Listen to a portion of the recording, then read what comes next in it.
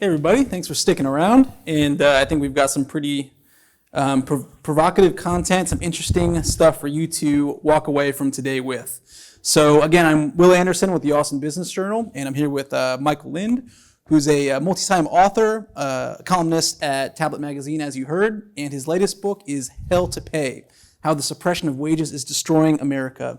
And from my reading, it's really a breakdown of some of the myths that we believe about the labor market, compensation, things like that. Before we get to the book itself, could we start by setting out kind of the foundation? And can you tell me what was your inspiration to write the book?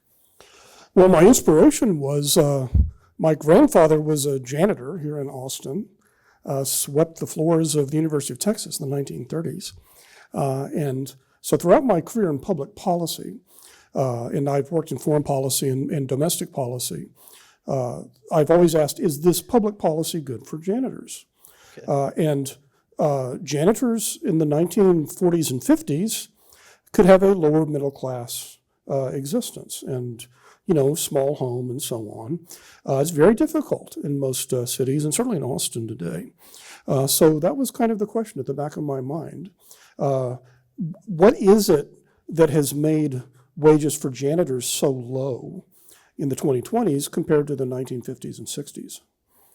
And that exactly, I think, encapsulates what this book is about. It's kind of examining the proliferation of low-wage jobs, and I thought that an interesting stat you used in the book was from a 2019 study that found about 25% of U.S. jobs paid poverty wages versus, I think the comparison was about 3% in Norway, which is, that almost sounds impossible. But when you think about the relative cost of things here, I understand it.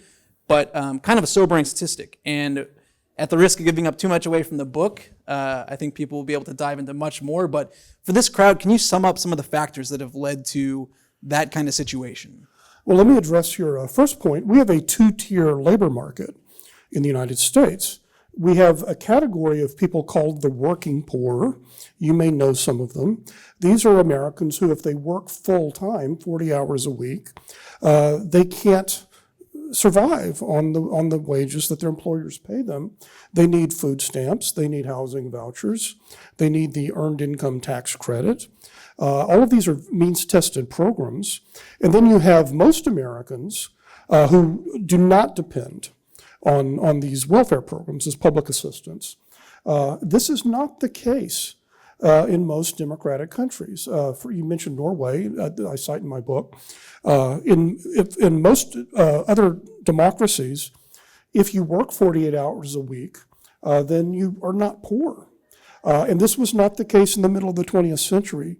As I argue in my book, Hell to Pay, we have gone from a living wage social insurance system designed so that if you worked full-time, you did not need public assistance, to what I call a low-wage, high welfare system. The welfare is not high because it's generous. It's very miserly, actually, in the United States. But it's high as a percentage of the overall income of low-wage workers whose low market wages have to be topped up. And I argue in Hell to Pay, this is essentially subsidizing low-wage employers, because you cannot subsidize the low-wage workers without subsidizing the employers who employ them. One of the points is made in the book that it kind of delivers the benefits of this low-wage arbitrage to employers, whereas the costs of a low-wage environment like that are then spread across the entire kind of country, the whole economy. Exactly. You're privatizing the benefits to the employers and to the consumers of goods and services produced by low-wage workers. And you're socializing the costs to the rest of us, to the taxpayers. We have to pay for these public assistance programs that are keeping this fast food worker or this janitor or this nursing aide out of destitution. And I argue this simply is a bad deal for most Americans. The people who should pay the full price of what it takes to support a worker are the employers and the consumers of the goods and services that particular worker provides. So what's the solution? That's $1 million question, right? If we knew exactly what to do, it'd probably be easy to do. But pay higher wages. I mean, start there. Like, what can we do to address the situation? Well, we have to go back a little bit further. So how did we get from this mid-20th century system of a living wage to this present system where we have this huge class of working poor people who depend on government assistance, even while they work full-time? And there I argue the conventional wisdom that you hear all of the time, which is it's globalization, it's technology. We know this is not the case because in other countries which have experienced the same technological changes and the same globalization don't have working poor the way we do. So it's got to be a U.S. Re-explanation. And the explanation is the destruction of bargaining power of low-income workers. And the most important aspect of that was the decline of labor unions, which have many faults, and I'm critical of them to some degree in my book. But in the 1950s, a third of workers in the private sector were it's represented by organized labor. Today, it's collapsed to 6% and falling. That's lower than it was under Herbert Hoover in the 1920s, before the New Deal, a century ago. But in addition to losing the ability of having organized labor look out for your interests and bargain for higher wages, there are non-compete clauses in employment contracts. There, in traded sector industries like manufacturing, employers can threaten to transfer production offshore if workers don't, like factory workers, don't accept a wage cut. And let's face it, a lot of immigration, legal and unauthorized, is sometimes weaponized by employers to suppress wages. So what you want to do, I argue, is you don't want Washington, D.C., to come up with a one-size-fits-all solution. This is a country of 330 million people. It's the third largest nation in the world in terms of population. We're like China or India. Those are the only two bigger than we are. You can't have a one-size-fits-all for North Dakota and Texas and New York. What you want to do is strengthen the bargaining power of workers themselves in different sectors. And the workers who suffer the most in the U.S.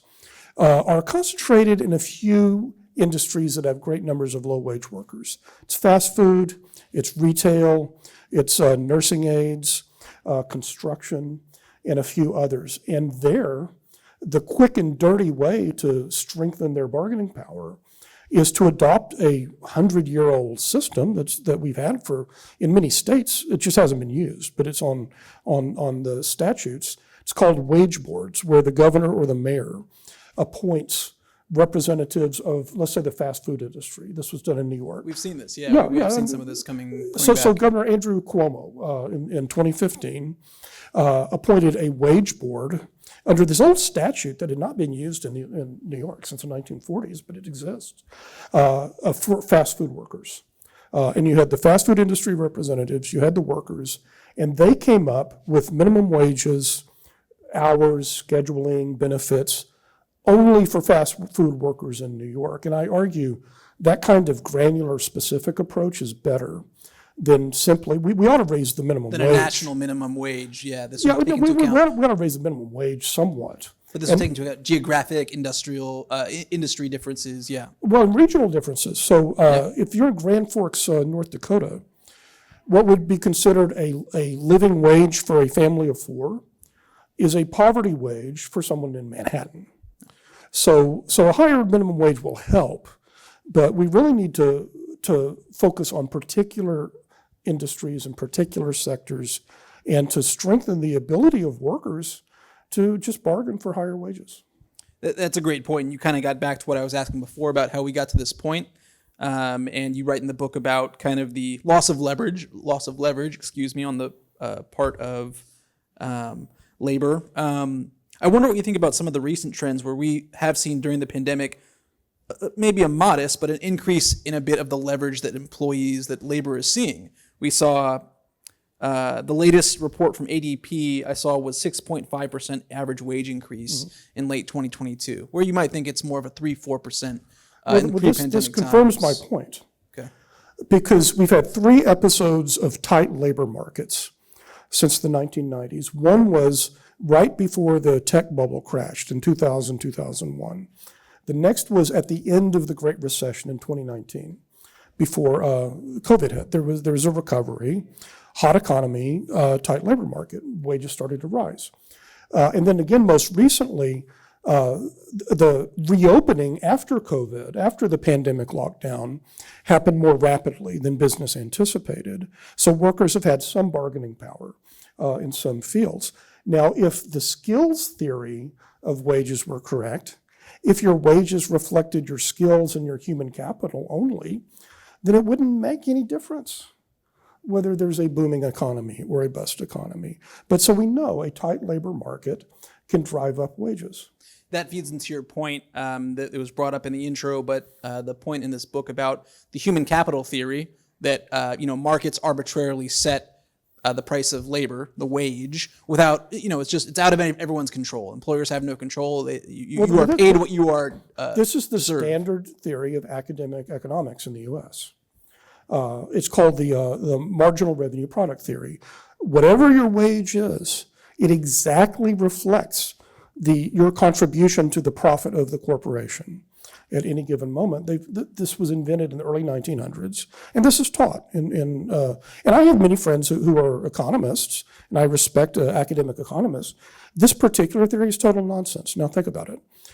If it were true, then your wage should go up hour by hour, day by day, right? So when it's 10 o'clock in the morning and you're tired and slacking off, then your pay should go down, right? And then if you drink a cup of coffee and you're like doing a lot of work, then your hourly rate should go up. But this is actually the standard, and this is behind this cliche of learn to code. Have you heard this cliche? Like, people will be laid off from factory jobs or other jobs. And for decades, we've told them we'll learn to code. All the good jobs are in IT, in the knowledge industry. Load up and move to the Bay Area and become a software developer and do a startup, right? Coding software. Coding it's software. only a couple weeks. Now, a lot of those jobs in the last 20 years have been eliminated by, guess what, AI, okay? And if you look at the jobs that are actually being created in the greatest absolute numbers in the United States, and the Bureau of Labor Statistics publishes a list every couple of years, projecting over the next 10 years. They're jobs like home health aide, janitor, mover, restaurant worker, and so on. And of the top 10 jobs that are being created in the greatest numbers in the United States between now and 2033, according to the federal government, only 2 of them, registered nurse and store manager, require any college education beyond high school diploma and some on-the-job training. So nevertheless, with the exception of registered nurse and store manager, all of these jobs pay in the low 20s, $20,000 to $30,000 a year. Why is that? The conventional answer is, well, they don't have enough education. But the government itself says they don't need any education beyond high school and on-the-job training. What they lack is bargaining power. This is all very interesting, kind of the theory of the economics and some of the policy discussion around it. For folks in this room that are HR professionals, what do you think are some of the takeaways? So once they pick up the book that's outside and read it, what are some of the takeaways they can implement in an HR setting? Well, the first thing you have to do is you have to be very wary with the use of salary bands for reasons most of you work for corporations. I assume you have salary bands, right? This is a quasi-legal institution. It actually, if it is illegal under antitrust law for a company to ask other companies what they pay receptionists, what they pay vice presidents. Why is this illegal? Because it's in the interest of employers to set ceilings through the entire industry so that the employee at one company cannot say, unless you give me a raise, I'm going to quit and go work for your rival. But if everyone has exactly the same salary band, then you've removed the power of the workers to bargain and quit and go across the street, right? So it's actually illegal, consultation among firms. It's tolerated by the Justice Department if firms use intermediaries like consultants to check to see what. But let's be clear that the purpose of salary bands is to lower the ability of workers, even professional workers, vice presidents, to bargain for higher wages. And if you have a salary band, the only way you can, if you're at the top of that salary band, you have to be reclassified into a higher level in order to get paid more. So as some of you may know, there's like this crisis. When somebody's being paid the maximum in a salary band, do you give them a bonus, right? Do you reclassify them as something else? But this is just one more way of showing that your wages are shaped by institutions. It's not by just your diploma and your skills and your human capital.